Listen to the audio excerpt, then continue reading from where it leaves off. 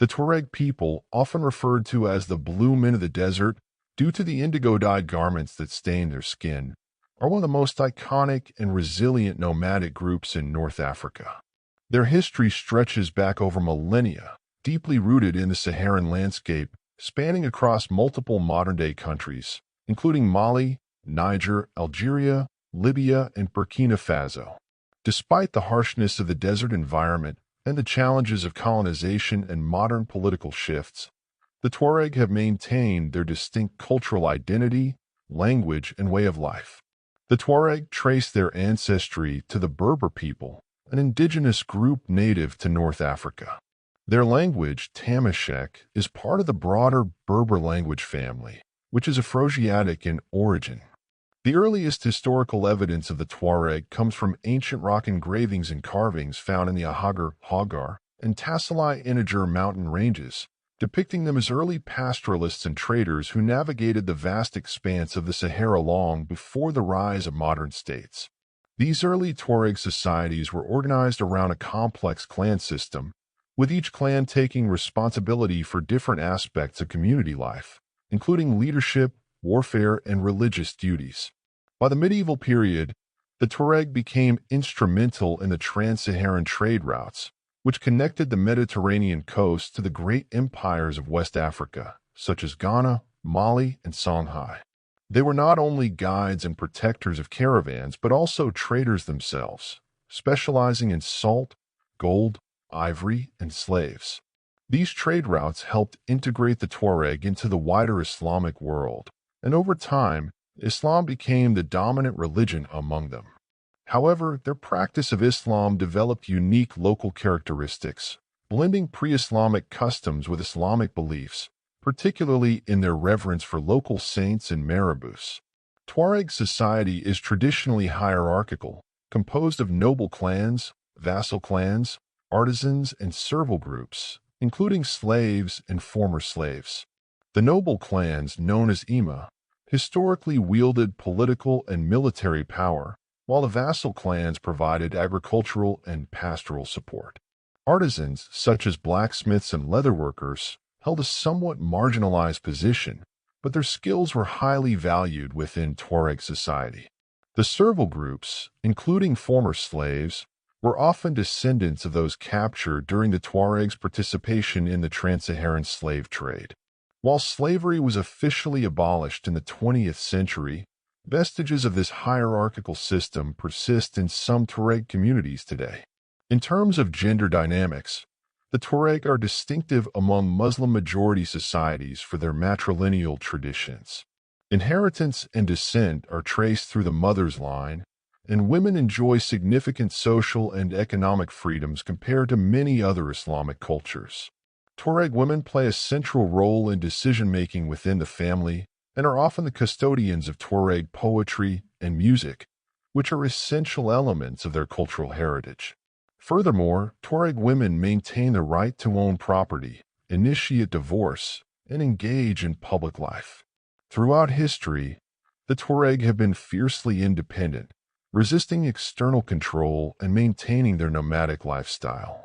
This resistance was especially pronounced during the period of European colonization in the late 19th and early 20th centuries. The French, in particular, sought to subdue the Tuareg to gain control over the Saharan trade routes and resources. The Tuareg mounted significant resistance, leading to a series of violent confrontations with the French military, most notably during the Tuareg rebellions of the early 20th century. Despite their valiant efforts, the Tuareg were eventually defeated and incorporated into the French colonial empire, which divided their traditional territory between several colonial possessions. The imposition of colonial borders had a profound impact on the Tuareg. Their traditional territories, which stretched across the Sahara, were carved up into the modern states of Mali, Niger, Algeria, and Libya, among others. These artificial borders restricted their nomadic movements and subjected them to new political and economic systems that were alien to their way of life. Colonial authorities also undermined the power of the traditional Tuareg nobility, imposing new leadership structures that favored those who were more cooperative with colonial rule. This led to a gradual erosion of the Tuaregs' traditional social structures and contributed to growing discontent among their communities. After the end of colonial rule in the 1960s, the Tuareg found themselves marginalized in the newly independent states. In countries like Mali and Niger, where they formed a minority population, the Tuareg were often excluded from political power and economic opportunities. The post-colonial governments, many of which were dominated by sedentary farming communities, viewed the Tuareg nomads with suspicion and hostility.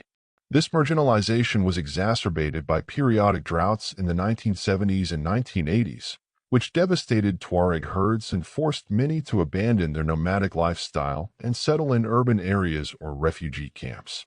The sense of political and economic exclusion led to several Tuareg uprisings in the post-colonial period. The most significant of these began in the early 1990s in Mali and Niger, where Tuareg rebels demanded greater autonomy and recognition of their cultural rights. These uprisings were fueled by a combination of grievances, including the loss of traditional lands, political marginalization, and the impact of environmental changes on their pastoral way of life. Although peace agreements were eventually signed in both Mali and Niger, they often failed to address the underlying causes of the conflict, leading to cycles of rebellion and repression. The early 21st century saw a resurgence of Tuareg resistance, particularly in Mali.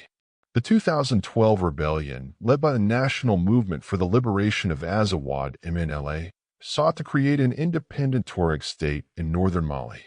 This rebellion was initially successful, as the MNLA, along with various Islamist groups, seized control of northern Mali and declared the independent state of Azawad.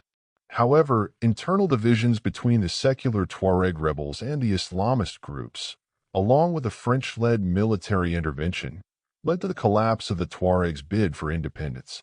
Despite this setback, the Tuareg continue to play a significant role in the politics of the region, and their quest for autonomy remains an unresolved issue in the Sahel. In recent years, the Tuareg have faced new challenges, including the rise of jihadist groups in the Sahara and the Sahel. While some Tuareg have been drawn into these groups, many more have opposed their radical ideology, seeing it as a threat to their traditional way of life and Islamic practices. The instability in the region has further complicated the Tuareg struggle for autonomy and has made it difficult for them to assert control over their traditional territories. Climate change and environmental degradation also pose a significant threat to the Tuareg's nomadic lifestyle, as desertification and water scarcity make it increasingly difficult to sustain their herds. Despite these challenges, the Tuareg people continue to preserve their cultural identity and traditions. Their music, particularly the distinctive sounds of the imzad and the electric guitar, has gained international recognition, with Tuareg musicians like Tenerwin and Bombino bringing the sounds of the Sahara to a global audience. Tuareg jewelry, textiles, and leatherwork are also highly valued, both within their communities and among collectors worldwide. Furthermore, Tuareg literature, especially the oral traditions of poetry and storytelling, remains a vital aspect of their cultural heritage. The history of the Tuareg is one of resilience and adaptation in the face of immense challenges.